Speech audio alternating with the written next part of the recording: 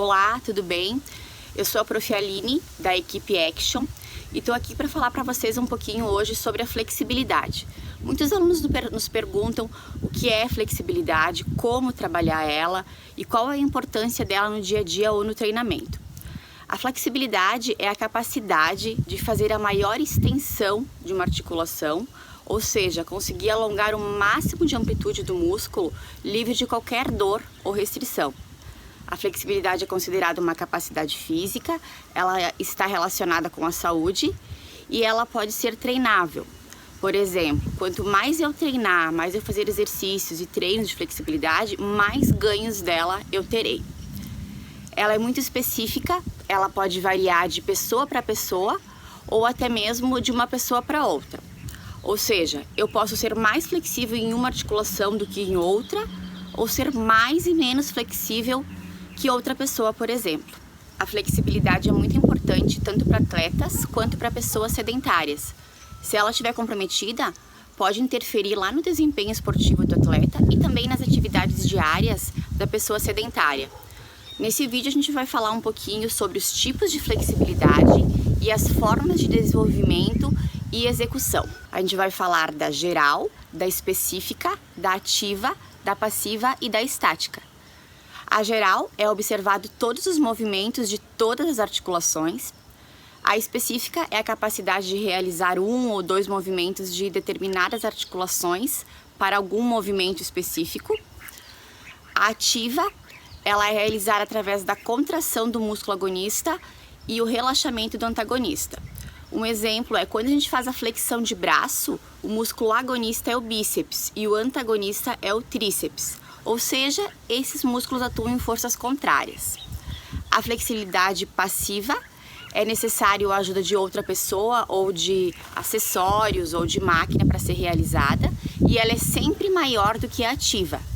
E a flexibilidade estática é nós conseguirmos alcançar a nossa maior amplitude de movimento e ficarmos parados por um determinado período de tempo. Falando um pouquinho então dos métodos de desenvolvimento e as formas de execução da flexibilidade, nós vamos falar do alongamento estático, do alongamento dinâmico, do alongamento passivo, do balístico e da facilitação neuromuscular proprioceptiva, que é a FNP. O alongamento estático é a gente alongar um grupo muscular suavemente até gerar uma tensão na nossa maior amplitude e ficar lá parado por um determinado período de tempo.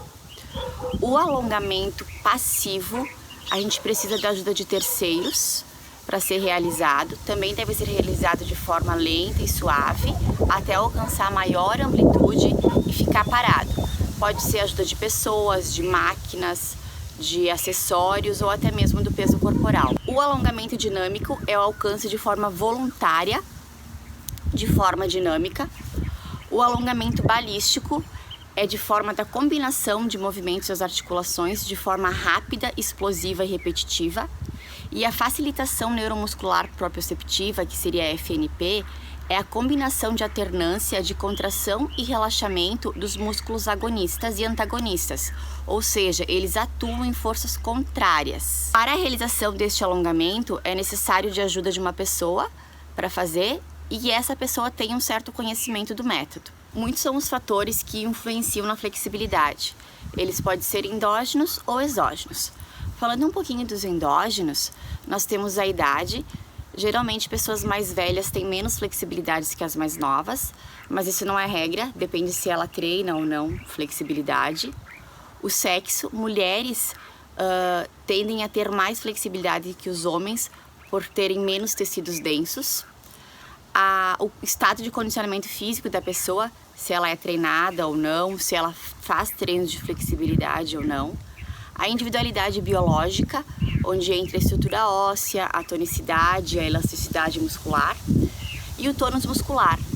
Pessoas que têm bastante tônus muscular tendem a ter maior dificuldades com a flexibilidade. Falando um pouquinho dos fatores exógenos, nós podemos relacionar a hora do dia. De manhã, o nosso corpo fica menos propenso a realizar movimentos de amplitude. A temperatura, no calor existe um maior relaxamento muscular. Já no frio, existe uma falta de elasticidade muscular.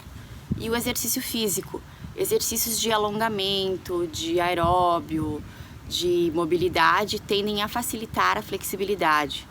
E exercícios de resistência muscular que levem à fadiga podem dificultar um pouquinho, e também existe um maior risco de lesões. O treino de flexibilidade está cada vez mais presente no contexto de treinamento esportivo. Ele é muito utilizado tanto no início quanto na conclusão dos treinos. Ele melhora muito fatores motores, psíquicos e fisiológicos. Sendo assim, então, a gente vai passar algumas dicas de como realizar exercícios de flexibilidade. Treino de flexibilidade geralmente é realizado na parte inicial dos treinos, depois de um bom aquecimento ou depois de um treino aeróbio.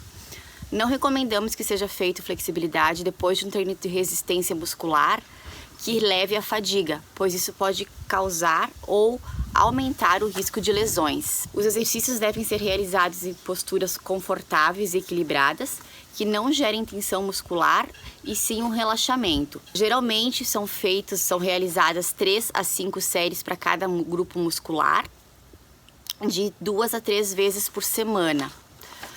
Quando a gente faz os exercícios de flexibilidade, a gente tem que sentir um desconforto, mas não podemos sentir dor. Ela deve ser realizada levando em consideração o tipo de flexibilidade que eu vou trabalhar e as características dessa flexibilidade. Por exemplo, se eu vou trabalhar uma facilitação neuromuscular proprioceptiva, eu tenho que levar em consideração todos os aspectos referentes a ela.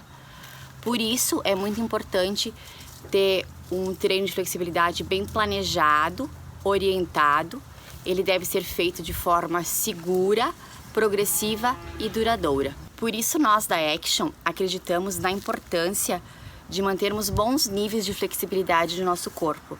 Ela está relacionada ao menor risco de lesões, à incidência de menos dores nas regiões lombar e dorsal, ela melhora a postura e o ajuste corporal, ela melhora a qualidade de movimentos, retarda a fadiga muscular, ajuda a sermos mais flexíveis, mais móveis nas nossas atividades diárias e também no próprio treino, entre tantos outros benefícios. Durante a semana, então, vamos fazer alguns vídeos e algumas dicas de exercícios de flexibilidade para vocês incluírem nos treinos de vocês. Espero que esse vídeo tenha ajudado um pouco. Se ainda ficaram dúvidas, podem entrar em contato conosco pelo Facebook, pelo Instagram, que nós vamos ter o prazer em atendê-los. Nós temos agora também o canal no YouTube, que é Action Treinamento. Muito obrigada, até mais. Beijo!